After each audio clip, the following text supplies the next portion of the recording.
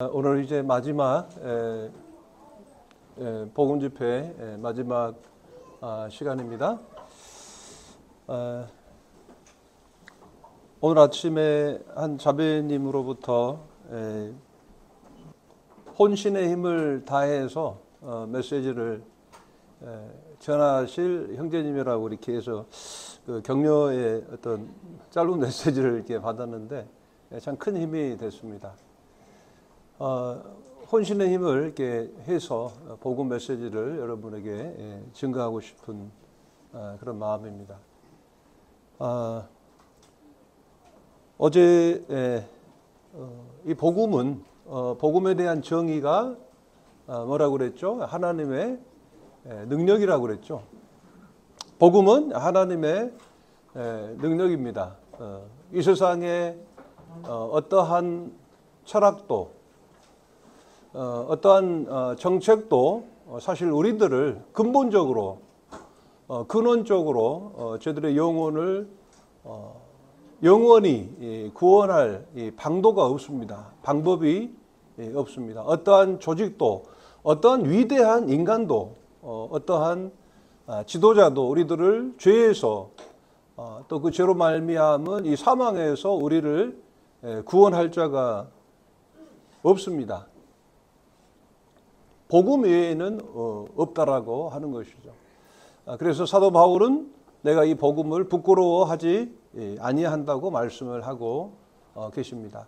이 복음 집회를 통해서 이 구도자들뿐만 아니라 저희들의 마음이 복음 안에서 새롭게 되어져서 어디에서든지 또 어느 때든지 누구에게든지 이 복음을 부끄러워하지 않고 저희들이 증거하게 되기를 바라는 마음이 있습니다. 잠언 9장 6절의 말씀이 이번 복음 메시지의 주제입니다. 어리석음을 버리고, 그렇죠? 어리석음을 버리고 생명을 얻으라, 명철의 길을 행하라 하느니라. 어제 이제 생명을 얻으라라고 하는 이제 주제로 이 말씀을 전했는데요. 오늘은 이제 명철의 길로 행하라. 그래서 이제 우리가 어리석음을 버리고 그리고 생명을 얻어서 이제 명철의 길로 가야 되는데, 우리가 첫날 이제 그 어리석음을 버리라 이제 그렇게 했는데, 갑자기 이렇게 형제들 사진이 나옵니다. 얼마 전에 우리 젊은 형제님들이 아주 잘생긴 형제님들이 이렇게 필리핀을 방문해 주셨는데, 이 석양에 이제 우리 형제들이 이제 사진을 찍은 모습입니다. 참 필리핀은 하늘이 참 아름답습니다. 사실 참 후진국으로 삶이 참 고달프지만 한국에서 누리지 못하는 것들을 또 필리핀에서 누리기 때문에 하나님은 공평하시다, 그런 생각이 들고, 참 복지 혜택과 또 삶이 윤택해지고 풍성해진 한국의 사회에 비해서 한국의 사람들은 썩 행복해 보이지를 않는 것 같습니다. 이게 현실이고, 필리핀은 가난하기 그지없지만 그들에게는, 한국인들에게는 볼 수 없는 행복한 미소들이 있습니다. 이 석양이 지게 되면 이제 달이 뜨죠. 이것은 제가 올랑고 섬 센터의 그 옥상에서 저가 핸드폰 S22로 이렇게 찍은 아주 화질이 참 좋더라고요. 그래서 찍은 이 사진인데요. 우리가 이 어리석음을 버리라고 그랬을 때 과연 어리석음은 뭐냐라고 하는 거죠. 오늘 또 예배 시간에 이제 이 천지 만물을 창조하신 하나님, 태초에 이 천지를 창조하신 하나님에 대해서 우리가 어디로 지금 가고 있는 것입니까? 사실 우리는 풀과 같고, 그래서 풀은 마르고, 우리들의 영광은 사실 풀의 꽃과 같죠. 그 꽃은 또 이제 시들 수밖에 없고, 그러나 이 하나님 말씀은 세세토록 있는데, 이 영원하신 이 하나님, 이 거주의 경계를 하나셔서 저희들로 하여금 생명과 호흡과 그리고 만물을 주셨다고 말씀을 하고 있습니다. 만물은 주셨는데 생명과 호흡을 주지 않으셨다면 그 만물이 무슨 필요가 있겠습니까? 그런 하나님께서 우리들에게 생명과 호흡을 주시고 또 만물을 이렇게 주셔서 그 만물 안에서 우리가 이제 삶을 풍족하게 누릴 수 있게 된 것이죠. 그래서 이 우주 만물을 아주 세밀하게 이제 창조하신 이 하나님, 이 자동차를 누구에 의해선가 만들어진 것이라고 할 것 같으면 이 지구를 이제 그 만드신 이가 없을 수가 있겠느냐라고 하는 거죠. 우리가 이 거주의 경계 가운데서 살 수 있는 이 지구가, 이 지구 안에서 우리가 존재하면서 살 수 있는 이 조건 중에 이 하나가 이제 사시사철 온도인데요. 이 지구를 붙들고 있는 이 23.5도의 이 지구를 붙들고 있는 것이 바로 이 달이에요. 이 달이 아니다면 이 지구는 23.5도를 유지할 수가 없고, 이 달이 없다면 0도에서 80도까지 계속해서 이제 그 자전축의 그 각도가 바뀌는 이 어떤 상황이 발생이 될 것입니다. 이 어떤 달이 우리를 붙들고 있고 아주 세밀하게 이제 이 우주 만물을 또 이 지구를 붙들고 계시는 이 하나님, 저희들이 매 순간 이 하나님을 기억해야 할 것입니다. 공고한 날이 이르기 전, 나는 아무 낙이 없다고 할 해가 가깝기 전에 너의 창조자를 기억하라. 이 어리석음을 버린다라고 하는 것은 우리를 창조하신 창조자를 기억하는 것입니다. 그분을 인정하는 것입니다. 그리고 이제 생명을 얻으라고 하셨는데, 민수기 23장 19절을 보게 되면 하나님은 사람이 아니시니 시건치 않는다고 말씀을 하고 계시는데요. 그 시건이라고 하는 것은 참 헛된 말이죠. 말만 하고 지키지 아니하는. 그래서 하나님은 사람이 아니시니 거짓말을 하지 않으시고 인생이 아니시니 후회가 없으시도다.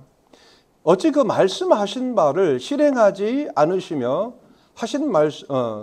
말씀하신 바를 행하지 않으시며 하신 말씀을 실행하지 않으시랴. 하나님께서는 우리들에게 경고의 말씀도 분명하게 행하신다라고 하는 거예요. 우리에게 축복하신 말씀도 분명하게 실행하시는 하나님은 변함없으시고 참으로 신실하신 하나님이십니다.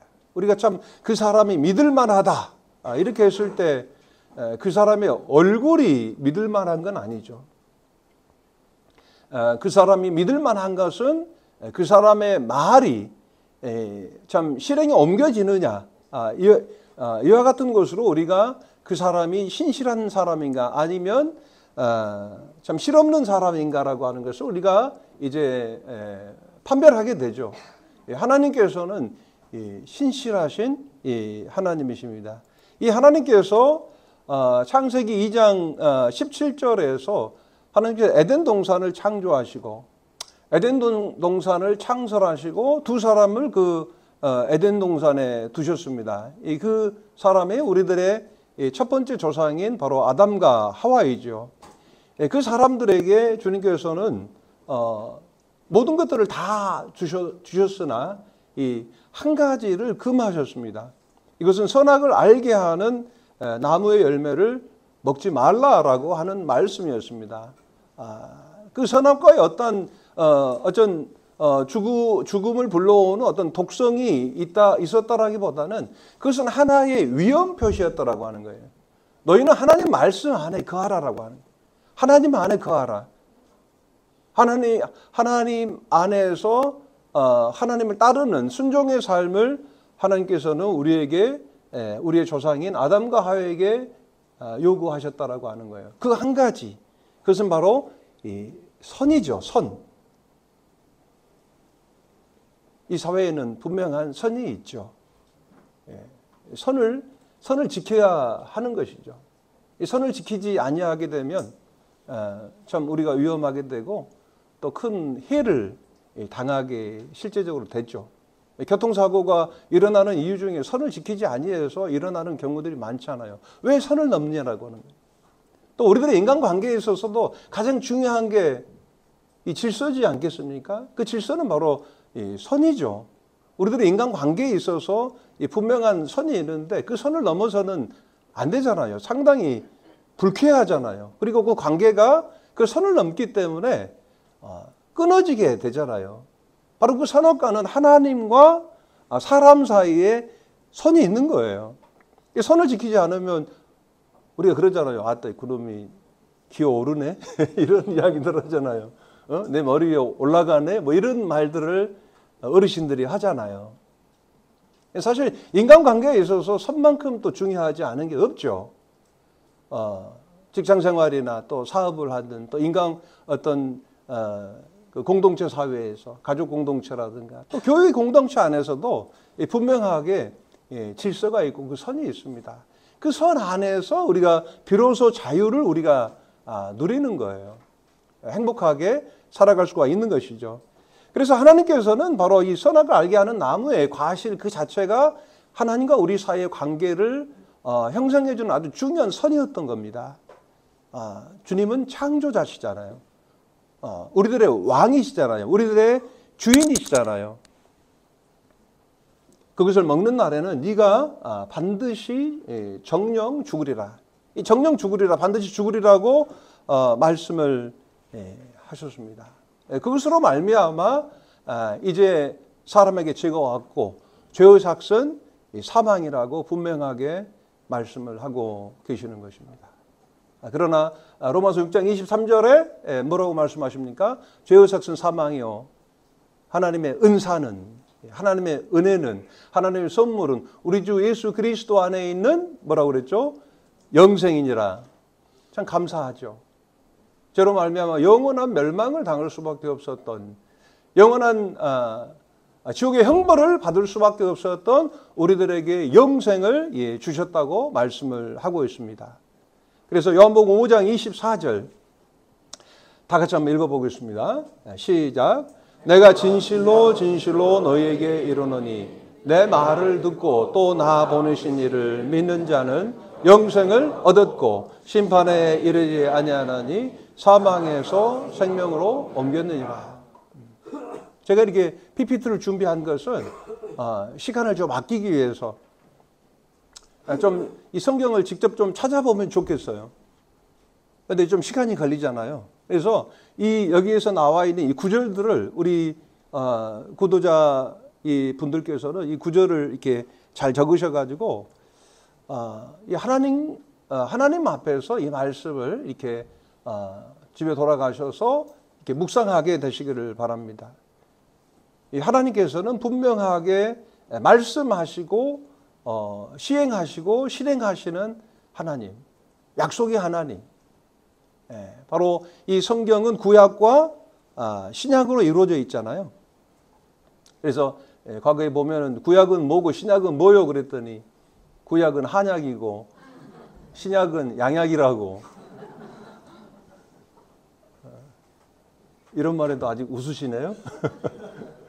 오래된 이제 재미있는 이야기인데 구약은 약이 아니고 옛날의 약속입니다. 하나님께서 우리 인생들에게 해주신 약속이라고 하는 거예요. 옛 언약이죠. 하나님께서 우리에게 말씀하시고 하나님은 우리에게 약속해 주셨다라고 하는 거예요. 이 신약은 이제 새로운 약속. 다시 말하면 예수 그리스도께서 이 세상에 오시기 전, 이 기원 전에 예수 그리스도께서 이 땅에 오시기 이전에 하신 그 말씀이 구약이요. 바로 신약은 바로 예수 그리스도께서 이 땅에 오신 이후로의 이제 하신 언약의 말씀이다라고 하는 것입니다. 그래서 지금 우리가 2024년이라고 하는 것은 예수 그리스도께서 오시고 나서 이제 2024년이 흘렀다라고 하는 거예요. 그러니까 우리가 이 달력을 쓰면서도 예수 그리스도의 오셨음을 우리가 부인한다라고 하는 것은 상당히 모순이 된다라고 하는 거죠. 이 복음은 무엇입니까? 그러니까 예수 그리스도께서 이 세상에 오시기 이전인 이제 구약에서도 바로 예수 그리스도에 관하여 많은 선지자들을 통해서 성경에 미리 약속하신 것이다라고 하는 거예요. 저희가 예수 그리스도를 믿는다라고 하는 것은 어느 날 갑자기 나타난 어떤 그 사람이 아니고 수천 년 동안 그 많은 선지자들 통해서 언약하신 이 구원자, 이 하나님이시다라고 하는 거죠. 하나님의 아들이신 예수 그리스도에 관하여 성경에 미리 약속하셨는데 바로 그것이 구약입니다. 구약에서 예수 그리스도에 관하여 350여 가지의 약속이 있었습니다. 그리고 이제 거의 모든 그 구약에서 그 미리 약속하신 예수 그리스도에 관한 그 예언의 말씀이 이제 300가지 이상 이제 이루어졌습니다. 그리고 남은 예언의 말씀이 동일하게 이루어질 것입니다. 내가 진실로 진실로 너에게 이르노니 내 말을 듣고 나 보내신 이를 믿는 자는 뭐라고 말씀하고 계십니까? 영생을 얻었고 예수 그리스도를 믿게 되시길 바랍니다. 예수 그리스도께서 이 시간 여러분의 마음의 문을 두드리고 계셔요. 우리는 계속해서 하나님 말씀을 듣고 있고 이제 복음의 말씀을 지식적으로는 온전히 다 알고 있다고 하지만 왜 구원의 확신을 갖지 못하고 영생을 얻지 못하는 것입니까? 진실함으로 진지함으로 정말 이 마음의 문을 열고 우리 예수 그리스도를 영접하게 될 때 예수 그리스도로 말미암는 영생의 확신을 갖게 되는 거예요. 어리석음을 버리고 생명을 얻으라고 말씀을 하고 계십니다. 영생을 얻었고 심판에 이르지 아니한다고 말씀을 하고 계셔요. 심판이 얼마나 두려운 것입니까? 내가 보니 그 백보자 앞에서 이제 큰 자나 작은 자나 부요한 자나 또 가난한 자나 존귀했던 자나 비천했던 그 모든 자들이 그 백보자 심판대 앞에 서게 될 것이고 하나님 앞에 펼쳐져 있는 그 많은 책들에 기록된 대로 우리가 그 행한 대로 심판을 받게 되는 것인데 사망과 음부도 불못에 던지우니 이렇게 말씀을 하고 있습니다. 이것을 우리는 믿고 싶지 않지만 성경에 쓰여져 있다라고 하는 거예요. 우리의 행한 바, 그 행실에 대해서, 악한 행실에 대해서 심판을 받는 것이 합당하지 않겠습니까? 우리 입장에서는, 내 입장에서는 이것이 내게만큼은 적용이 안 됐으면 좋겠지만 다른 모든 사람들에게는 실제로 적용되어져야 되는 것 아니겠냐라고 하는 거예요. 이 세상에는 완전 범죄가 없다고 하지만 실제로 많은 사람들이 정말 악한 죄를 범하고도 그에 따른 합당한 형벌을 받지 못한 수많은 사람들이 있어요. 유대인 600만을 죽였던 히틀러 그 사람의 그 생명을 이제 죽임을 당했지만 그것만으로 그 사람이 어떤 심판을 받았다고 말할 수 있을까요? 수많은 그 악한 자들에 대해서 이제 우리들은 이 땅에서 다 심판하지 못한 것에 대해서 안타까움이 있지만 또 그것으로 인해서 어떤 사람들은 실족하여서 하나님을 떠난 사람들도 있어요. 왜 하나님이 살아계시다면 왜 저 사람들을 심판하지 않는 것인가? 라고 하면서 하나님을 부인하는 사람들이 있어요. 정말 하나님은 정말 계시냐라고 하는 그와 같은 회의 가운데서 하나님을 떠난 자들이 있다라고 하는 거예요. 시편의 기자도 다윗도 하마터면 제가 실족할 뻔하였도다. 악한 자들은 형통하는 것이고 의인은 참으로 줄이고 고통받고 있는 이 상황 가운데서 믿는 자로서 하나님에 대한 회의가 있었던 거예요. 그때 그 시편 기자는 내가 비로소 그 성소에 들어갔을 때에 비로소 내가 깨달았다고 말씀을 하고 있는 것입니다. 시간은 흘러가고 있어요. 이 생에서의 어떤 시간이 결국은 끝나게 될 것입니다. 가는 세월 그 누구가 잡을 수가 없잖아요. 그것을 잡을 수가 없어요. 잡을 수 있는 사람은 없어요. 결국 시간은 흘러서 그 시간의 끝이 오게 되는 것인데 그 시간의 끝에 어떤 일은 축복을 받을 것이요 어떤 일은 저주를 받게 되는 것이에요. 하나님께서 우리들에게 영생을 주셨고 심판에 이르지 않게 됐다라고 하는 거예요. 사망에서 생명으로 옮겼느니라. 왜 그렇습니까? 보라 세상 죄를 지고 가는 하나님의 어린 양이로다. 우리들의 모든 죄를 다 지시고 이 십자가에 돌아가신 우리 예수 그리스도로 말미암아 이제 심판이 우리들에게 임하지 않게 되는 것입니다. 이것이 바로 하나님의 약속입니다. 그래서 하나님은 약속을 기업으로 받는 자들에게 우리는 그 약속을 받는 거예요. 어떤 사람은 하나님을 믿는다고 하는데 도대체 하나님을 믿는다라고 하는 것이 무엇이냐라고 하는 거예요. 하나님을 믿는다고 하면서 자기 자신이 만들어 놓는 그 관념 가운데서 만들어진 이제 헛된 우상을 섬기는 많은 사람들이 있다라고 하는 거예요. 우리가 하나님을 분명하게 이 믿는 믿음의 근거는 뭐냐라고 하는 것입니까? 바로 하나님의 약속을 붙드는 거예요. 하나님의 말씀을 붙드는 것입니다. 그 말씀을 붙드는 것이 믿음인 거예요. 그래서 하나님은 약속을 기업으로 받는 자들에게 그 뜻이 변치 아니함을 충분히 나타내시려고 그 일의 맹세로 보증하셨느니라 이렇게 말씀을 하고 계시죠. 맹세로 보증하신 거예요. 보증. 우리나라는 정말 좋더라고요. 이 보증서만 갖고 가면 그 안에 다 그냥 AS 무상 수리를 다 해주더라고요. 필리핀은 그런 게 참 없습니다. 그거 한번 받으려면 맨날 며칠이 걸려요. 차라리 그냥 하나 바꾸는 게 나을 정도로. 우리나라는 정말 그 시스템이 잘 돼 있죠. 이 보증서 하나만 가지고 가면 좋은 회사들은 그 보증서를 따라서 자기들이 약속한 대로 그 제품에 대해서 책임을 지는 거예요. 이것이 우리 인간 사회에서도 이제 일반적으로 이루어지고 있는 이와 같은 사회에서 우리가 살고 있는데 말이죠. 인간이 그러할진데 하나님은 어떠하시겠습니까? 하나님은 우리들에게 약속을 주셨는데 그 뜻이 변치 아니함을 충분히 나타내시려고 맹세로 보증하셨어요. 이게 보증서입니다. 보증서. 제가 구원 받았습니다라고, 내가 영생 얻었습니다, 내가 사망에서 생명으로 옮겼습니다라고 말할 수 있는 그 근거가 뭐냐라고 하는 거예요. 그것이 바로 이 보증서인 바로 성경의 말씀, 바로 하나님의 말씀이다라고 하는 거예요.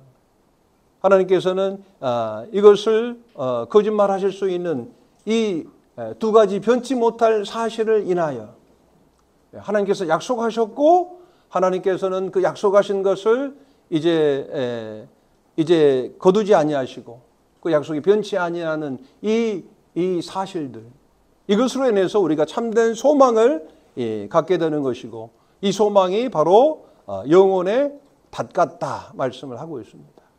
이 필리핀에 가면 많은 배들이 이제 정박에 이렇게 놓여 있습니다. 그 정박에서 이제 그 바다의 흐름을 따라서 그 정박되어 있는 곳에 떠나지 않을 수 있는 것은, 그 소망의 그 항구에 머물 수 있는 것은 바로 그 배가 닻을 내려놨기 때문에 그 닻이 어떻습니까? 배를 붙들고 있는 거예요. 닻이. 그 닻이 이제 그 정박 안전한 항구에서 떠나지 않을 수 있는 것은 바로 닻이 이렇게 내려져 있는 거예요. 그리고 그 닻이 그 배를 붙들고 있는 것입니다. 바로 우리들의 소망의 닷, 우리들의 영혼의 닷, 그 안전한 그 포구에, 그 구원의 항구에서 우리가 평안을 누릴 수 있는 이것은 우리들의 이 영혼의 닷이 바로 하나님 말씀에 놓여져 있기 때문이다. 우리 영혼을 붙들고 있는 이 닷이 어디에 있느냐라고 하는 거예요. 어떤 사람들은 내가 믿는다, 내 마음을 믿는다, 그래서 믿습니다 이렇게 아무리 소리치지만 그 심령은 알아요. 나는 아직 아니야. 나는 아직 확신이 없어. 확신이 없기 때문에 계속해서 소리를 지르지만 그게 참된 신앙이겠냐라고 하는 것입니다. 우리들의 영혼의 닻은 바로 하나님의 말씀 안에 있다라고 하는 거예요. 복음에는 하나님의 의가 나타나서 믿음으로 믿음에 이르게 하나니 기록된 바 오직 의인은 믿음으로 말미암아 살리라 이렇게 말씀을 하고 있습니다. 그래서 이제 믿음으로 말미암아 이제 우리가 이 구원을 얻게 된 것이죠. 우리 에베소서 2장 8절 9절을 한번 읽어보겠습니다. 시작. 너희는 그 은혜에 의하여 믿음으로 말미암아 구원을 얻었나니 이것이 너희에게서 난 것이 아니요 하나님의 선물이라. 행위에서 난 것이 아니니 이는 누구든지 자랑하지 못하게 함이니라. 이 구원이라고 하는 것은 하나님의 전적인 선물입니다. 거저 주신 바, 그 은혜의 영광이다라고 하는 거죠. 행위가 아니고 믿음으로 말미암아 구원을 얻었나니 이것이 우리들에게서 난 것이 아니다라고 하는 거예요. 얼마나 감사합니까? 이 구원이 만약 우리들에게서 나온 것이라면 얼마나 불안하겠습니까? 구원을 확신할 수 있는 분이 없겠죠. 그러나 이 구원은 우리들에게서 난 것이 아니고 하나님의 선물인 거예요. 하나님의 사랑의 선물인 거예요. 사랑하는 형제자매들, 우리가 예배에 참석하면서 참 몇몇 형제님들이 기도할 때, 감사의 기도를 드릴 때 감동이 있는 거예요. 그 형제님들 가운데서 나의 어떠함을 이야기한 게 아니잖아요. 주님이 어떠하셨음을 말씀하는 것이 하는 것이고, 나의 어떠함으로 말미암는 것이 아니고 하나님의 그 은혜의 선물로 주어진 구원에 대해서 감사하고 있는 그 감사의 기도에 대해서 저희들은 평안함으로 아멘하지 않을 수가 없는 것이죠. 그래서 행위에서 난 것이 아니다라고 하는 거예요. 구원은 행위에서 난 것이 아니고 믿음이다라고 하는 거예요. 그러나 오해하지 마십시오. 그 10절에 에베소서 2장 10절에는 우리는 그가 만드신 바라 그리스도 예수 안에서 뭐라고 그랬습니까? 선한 일을 위하여 지으심을 받은 자니라. 그러니까 행함이 있고 믿음이 있는 게 아니고 믿음이 있게 될 때 그 믿음을 따라서 우리는 행하게 되는 것입니다. 이것이 이제 믿음의 법칙이요, 바로 구원의 법칙인 것이죠. 그래서 지금까지 제가 첫날 어리석음을 버리고 두 번째 날 이제 생명을 얻으라고 말씀하셨고, 그리고 이제 세 번째 날 오늘은 이제 명철의 길로 행하라라고 하는 이 말씀을 짧은 시간에 전하고자 합니다. 사도행전 26장 이 18절은 이 구원에 대해서 저는 구원의 사중성에 있어서 정말 그 정의를 내리고 있는 정말 귀한 귀절이라고 이 생각을 합니다. 이 구원이 뭐냐? 구원이 뭐냐? 우리 다 같이 한번 읽어보겠습니다. 시작. 그 눈을 뜨게 하여 어둠에서 빛으로 사탄의 권세에서 하나님께로 돌아오게 하고 죄사함과 나를 믿어 거룩하게 된 무리 가운데서 기업을 얻게 하리라 하더이다. 구원의 사중성이죠. 눈을 뜨게 하여 어둠에서 빛으로라고 말씀을 하고 있습니다. 요한복음 9장에 보면 한 소경이 있는데요. 그 소경은 이제 날 때부터 이제 소경이었습니다. 앞을 보지 못하고 분간하지 못하고 분별하지 못한 그 어두움 가운데 있는 이 사람이었습니다. 이 사람을 이제 예수님께서 이제 가시다가 이 소경을 이제 만나게 됐어요. 그리고 예수님께서 말씀하시기를 나는 이 세상의 빛이라고 말씀을 하고 있는 것이죠.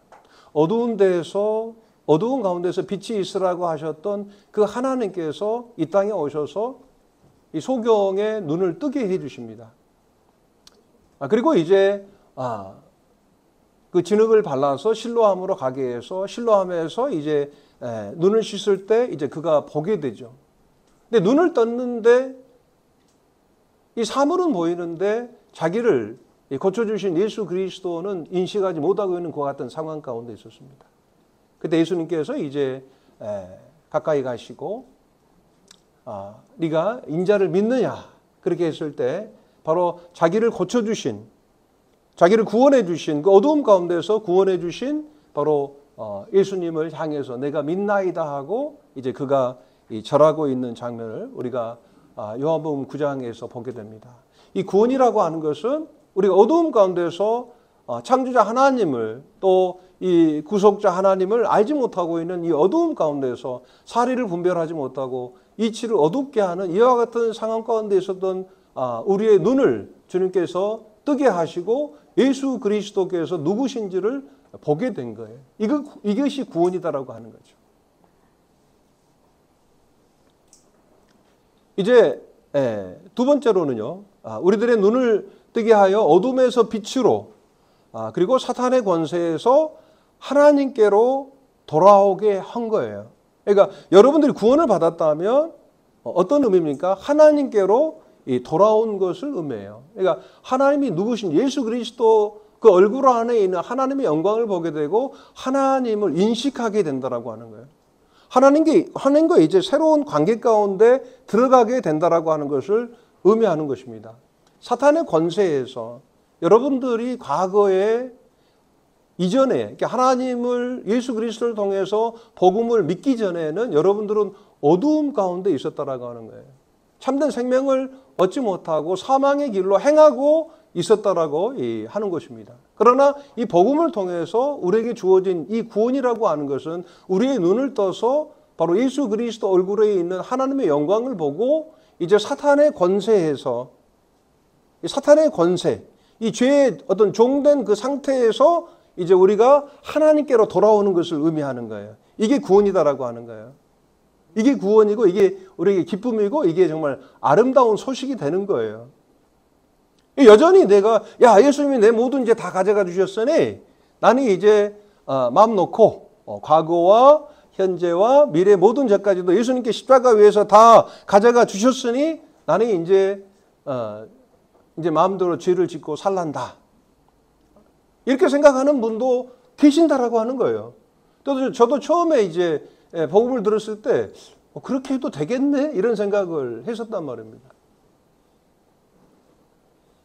그렇기 때문에 이 사도 바울은 로마서 6장에서 너희가 은혜를 더하려고 죄를 더 짓겠느냐 이렇게 말씀을 하고 있는 거예요. 그러니까 실제적으로 그 복음을 들었을 때 나 이제 죄 짓고 살아도 괜찮하겠네 이렇게 생각하는 사람들이 이 시대에 있었고 또 사도 바울 시대에도 있었다라고 하는 거예요. 그 복음에 대한 오해, 구원에 대한 오해, 그 오해로 말미암아서 그와 같이 생각하고 있는 자들에게 사도 바울은 그러면 은혜를 더하려고 죄를 더 짓겠느냐? 그 대답은 무엇입니까? 그럴 수 없느니라 이렇게 말씀하고 있는 거예요. 그럴 수 없느니라. 그러니까 구원을 받은 사람들은 죄 가운데 살 수가 없는 거예요. 죄를 범할 수는 있지만 죄로 인해서 넘어질 수 있지만 죄 가운데서 살 수는 없는 거예요. 죄 가운데서 행복할 수가 없게 되는 거예요.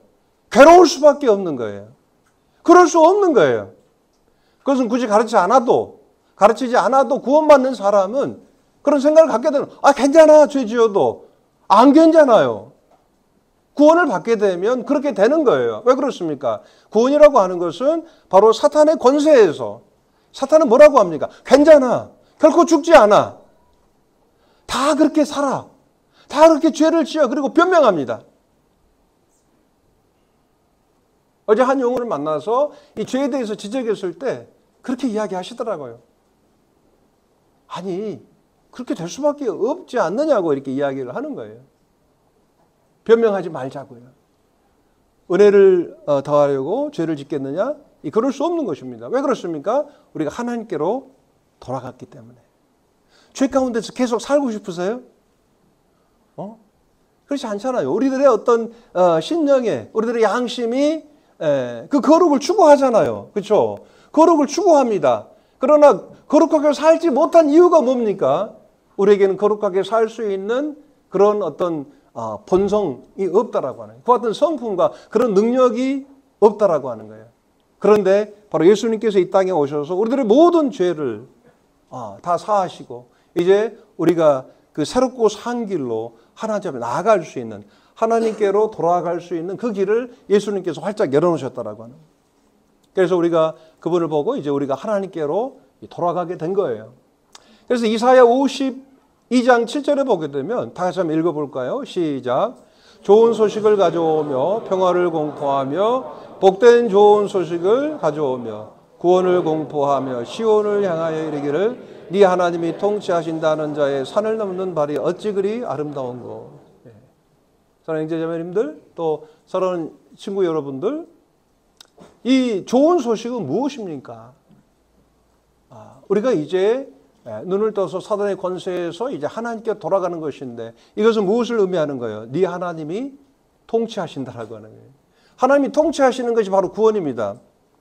어떤 사람이 어제 또 한 친구가 그런 질문을 하더라고요. 구원을 받았는데 죄를 지으면 지옥 가나요? 이렇게 이야기를 하는 거예요. 도대체 어떤 의도로 그런 질문을 하는 거지? 죄를 지우고 싶나? 죄를 짓고 싶나? 이런 생각이 들었는데 제가 그렇게 대답했습니다. 천국은 이미 간 거다고. 천국은 뭐냐는 거예요. 하나님 나라는 뭐냐라고 하는 거예요. 하나님 나라는 하나님이 통치하시는 거죠. 그러니까 우리는 그 공간적 개념에 천국은 들어가지 않았죠. 그러나 하나님의 관계적 그 차원에서 우리는 이미 천국에 있는 거예요. 저는 그거 잘 이해 못했어요. 우리가 이미 천국에 있다고. 천국에 있다라고 하는 것은 무엇을 의미하죠? 우리는 이미 하나님의 통치 가운데 있게 되었다라고 하는 거예요. 하나님의 통치 가운데, 하나님의 다스림 가운데 우리가 있게 된 거예요. 우리가 이 땅에서 온전치는 못하지만 하나님의 통치하심을 받고 있는 거예요. 하나님의 다스리심을 받고 있는 거예요. 우리는 이미 복음을 통해서 구원을 받았다라고 하는 그 개념은 우리가 바로 하나님의 통치 가운데로 들어갔다라고 하는 것을 의미하는 것입니다. 내가 구원을 받았는데 하나님이 싫은 거예요. 하나님의 통치가 싫은 거예요. 그 사람은 아직 구원받지 못한 거죠. 구원의 사중성 차원에서의 그 개념은 바로 하나님께로 돌아간 거예요. 베드로전서 3장 18절에 보게 되면 그리스도께서 단번에 죄를 위하여 죽으사 의인으로서 불의한 자를 대신하셨으니 우리는 불의한 자입니다. 우리는 죽어 마땅한 불법을 행하는 자들이었어요. 하나같이.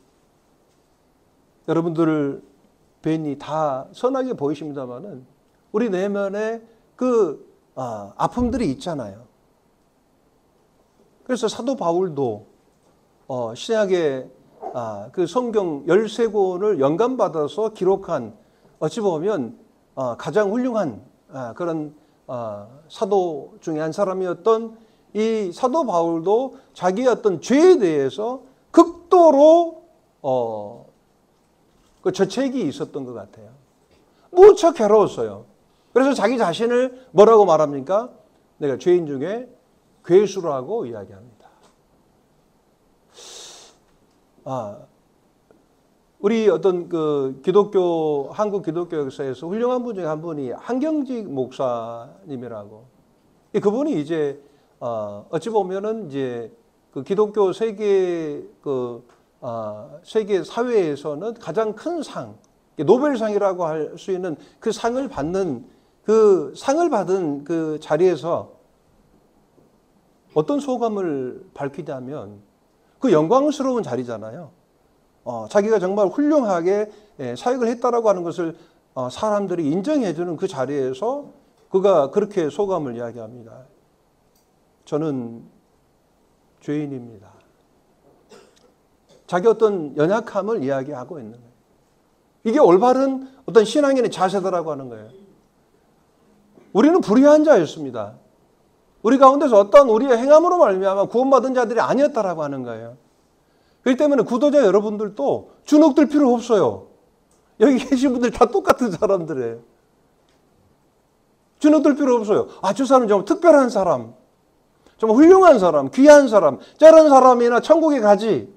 나 같은 사람은 아니야 라고 생각할 필요가 없다라고 하는 거예요. 정말 그렇습니다. 바로 사도 바울도 오라 나는 공고한 사람이로다. 이 사망의 몸에서 누가 나를 건져내겠느냐라고 이제 이야기하고 있는 것입니다. 바로 이 그림은 바로 돌아온 탕자.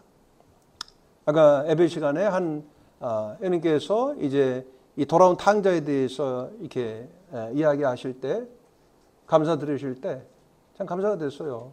이 복음이 뭡니까? 이 구원이 뭡니까? 이것이 구원인 거예요. 돌아온 탕자가 아버지의 그 모든 그 재산의 절반을 가지고 가서 타지에 가서 허랑방탕하게 이제 합의하고 이제 모든 것을 잃어버리고 이제 그 돼지를 치는 그와 같은 이제 기가 막힌 상황. 또 가뭄 기근이 들어가지고 먹을 것이 없어서 돼지가 먹는 쥐염 열매, 돼지가 먹는 그것을 이제 먹다가 주인한테 두들겨 맞는 그와 같은 신세에서 그에게 구원은 뭐냐라고 하는 거예요. 아버지가 그 소식을 알고 그에게 야, 너 계좌번호 몇 번이냐? 내가 돈 좀 보내주겠다. 한 1,000,000원 보내줬어요. 그래서 잠시 또 이제 살고 옷도 좀 갈아입고 목욕도 좀 하고 오락실 가서 오락 좀 하고 또 술 마시고 또 떨어지면 또 아버지한테 또 다시 전화해가지고 이게 구원이냐라고 하는 거예요. 그것이 아니죠. 이 탕자가 자기의 잘못을 깨닫고 이제 아버지께로 돌아가는 이가. 이게 바로 구원인 거야. 하나님께로 돌아가는 이것이 바로 구원이다라고 하는 거예요. 바로 그 탕자는 아버지를 뵐 면목이 없었습니다. 하나님 앞에서 면목이 없는 그 같은 사람이었습니다. 과연 나를 받아주실까라고 했을 때 그 돌아가는 그 길에서 아직 상가가 멀지만, 거리가 멀지만은 아버지는 그를 기다렸고, 그 정말 힘없이 모든 것을 잃어버리고 정말 거지 같은 신세가 된 그 아들을 향해서 누가복음 말씀에서는 그가 뛰어갔다고 말씀합니다. 아버지는 그를 기다리고 있었던 거예요. 우리는 우리 자신을 바라봤을 때 하나님이 도무지 우리 자신을 받아줄 만한 그와 같은 자들이 아니다라고 하는 것을 우리는 다 알고 있습니다. 그럼에도 불구하고 우리는 다시 일어나서 아버지의 집으로 이제 돌아가야 되겠다. 이것이 바로 회개죠. 그리고 이제 돌아갔을 때에 그 은혜로우신 하나님, 그 인자로우신 그 아버지 하나님께서 우리를 영접해 주시는 것입니다. 이것이 바로 구원이다라고 하는. 그리고 이제 죄사함을 우리가 받게 된 거죠. 제사장마다 매일 서서 자주 같은 제사를 드릴 때, 이것이 바로 구약의 제사의 방법이었습니다. 이 제사는 언제나 죄를 없게 하지 못하거니와 그 거룩하게 된 자들을 한 번의 제사로 영원히 온전케 하셨느니라. 우리를 의롭게 해주신 거예요. 우리가 죄인이었으나 우리를 이제 의롭게 해주신 것입니다. 바로 이 의라고 하는 이 한자의 그 윗부분은 바로 양을 이렇게 나타냅니다. 이게 상형 문자죠. 이제 한자가. 그래서 그 문자에 이제 하나하나의 의미가 있습니다. 그 양, 보라, 세상 죄를 지고 가는 하나님의 어린 양이로다 라고 했을 때 그 어린 양 아래 우리가 이제 내 자신이 나자라고 하는 이 내 자신이 들어가게 될 때 우리가 의롭게 되는 겁니다. 그래서 이번 복음 집회 3일 동안에 세 번의 메시지를 통해서 여러분들에게 어떤 도전의 시간이 되었으면 좋겠고요. 들려졌던 이 구절의 말씀을 꼭 기억하셔서 또 요청하셔가지고 그 구절들을 한번 찾아보시고 하나님과 올바른 그런 관계 가운데 들어가게 되시기를 바랍니다. 구원이라고 하는 것은 끝이 아닙니다. 이 종교인들은 구원을 받기 위해서 하나님을 섬깁니다. 그렇기 때문에 구원이 마치 상급으로 여겨지는 거예요. 그러나 성경은 그렇게 말하지 않습니다. 바로 구원은 이제 시작인 거예요. 하나님과의 온전한 관계가 시작된 거예요. 그러니까 너희 범죄함을 위하여 그리스도께서 내어줌이 되었고 우리를 의롭다 하시기 위해서 다시 살아나셨느니라. 그러므로 너희는 하나님과 화목하라 이렇게 말씀을 하고 있습니다.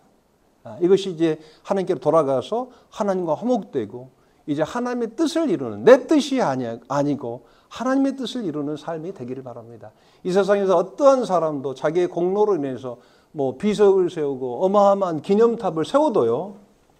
보시면요. 정말 10년도 못 가서 많은 사람들에게 다 잊혀집니다. 우리의 어떤 뜻이 아니고 하나님의 뜻을 이루는 그 거룩한 무리 가운데서 주어진 그 기업을 위해서 사는 여러분들이 되기를 바랍니다. 마지막으로 이 찬송가를 제가 복음 집회 기간 동안에 제가 밤늦게 여기 있다가 집으로 돌아가는 그 길에서 항상 이 찬송을 부르면서 갔습니다. 이 찬송이 의미하는 바가 구원받은 우리들에게 또 이번 복음 집회 기간 동안에 구원받은 여러분들에게 적용되는 시간이 되기를 바랍니다. 은혜로다 이 찬송 부르고 이번 복음 집회를 마치도록 하겠습니다. 찬송가 478장입니다.